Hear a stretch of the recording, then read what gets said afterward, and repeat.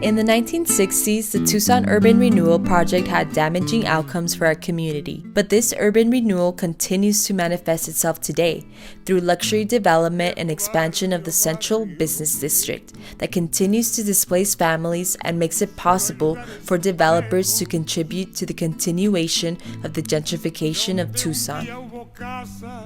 It's not about housing, it's about assets. Housing is treated as a commodity rather than a community, where developers get tax incentives to build housing and then ask for another tax incentive to price out the majority of the citizens out of the housing market.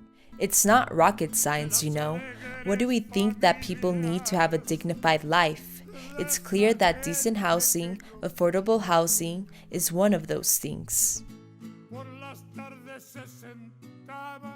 After the Treaty of Guadalupe Hidalgo that annexed Lower Arizona to the U.S., Anglos began migrating to the predominantly Mexican pueblo of Tucson.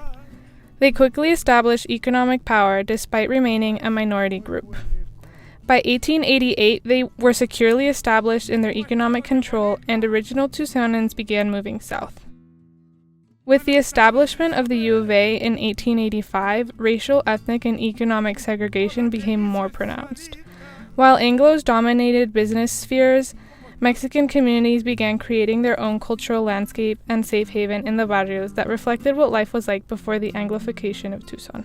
By 1920, Anglos outnumbered Mexicans in Tucson. My name is Pedro Gonzalez and I live in Barrio Viejo. I was born in Nogales, Sonora, in Buenos Aires. That's where my mom and my dad are from. 3 boys and 7 girls in the family. And I'm the second oldest. 3 oldest were born in Nogales. My dad, he immigrated first, and then we came along, and then the 7 of my other brothers and sisters, they were born here. But from the very beginning, we set foot in Barrio Viejo.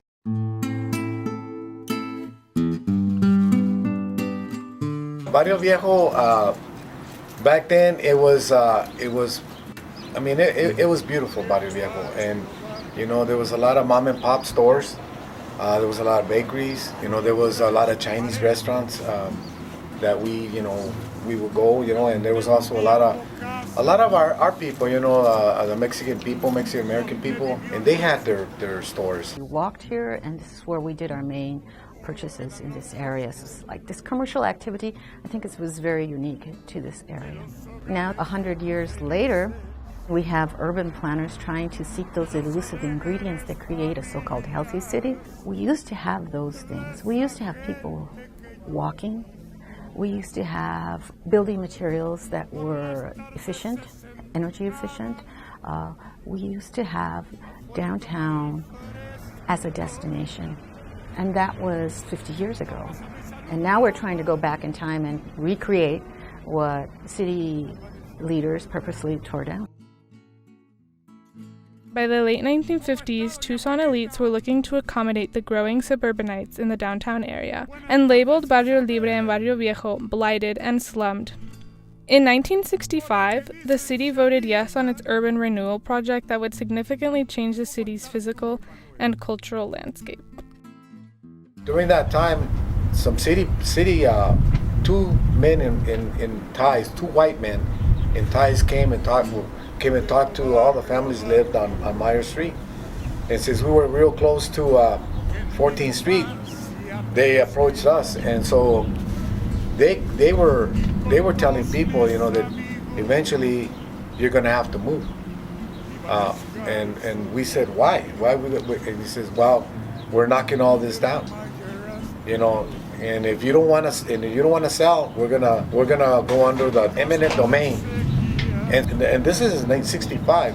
By 1966, most of us had already moved from that area because they made people either sell their place, or if they didn't sell it, and if you rent it, they threatened the landowners. And there was a lot of people that didn't want to sell, and some of them had to sell for nothing.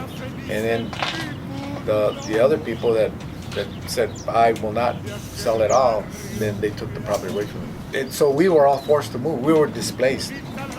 And what happened, my mom and dad, you know, they had talked to us and said, well, we don't want to leave the barrio. You know, they were telling, we don't want to leave the barrio because, you know, we attended Carrillo School. You know, at the time, we went to Carrillo School and our friends were there, you know. That's the reason why they did urban removal, because they said it was blighted. Yeah. They called us a disease, a cancer. That's what they called us. And that's why the federal government was able to give them monies so they can move us all out, displace us.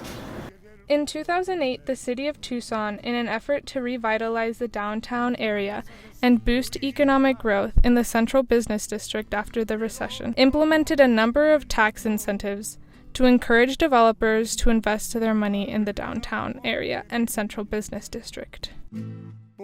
Property taxes are going up because these people are building whatever they want. They're building skyscrapers in the barrio. They have made it so expensive because they buy and then they sell, they buy and sell. So they just keep flipping the homes. Most of them not there to live there long time. They're there to make money. Gentrification is the systematic process of displacing poor people from a community and replacing them with more affluent people, all in the interest of profit. Displacement of working class people takes place throughout all stages of gentrification and by various methods and tactics. The government at all levels is complicit in setting the stage for gentrification and often facilitates it. Developers who take over our barrios and build high-cost housing units for the rich are rarely or never held accountable. The developers are going to buy up any property that's available, especially lots. Now they're making apartments and some they call it some small business, you know. But that's what they're doing. They're going after old buildings that have been vacant. And that's the whole thing. That's the only way that we can protect our barrios. We need to take over public land. When it comes to private land, it's different. But you got to take over public land and force the city, because we are the taxpayers too. So we have every right to fight for public land because it's ours. We pay for it. But that's the way we're going to do it. Is we need to be at the table. And we need to be persistent.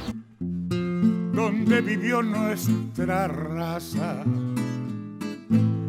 solo quedan los escombros. Viejo barrio, barrio viejo, que en mi infancia te gocé, y con todos mis amigos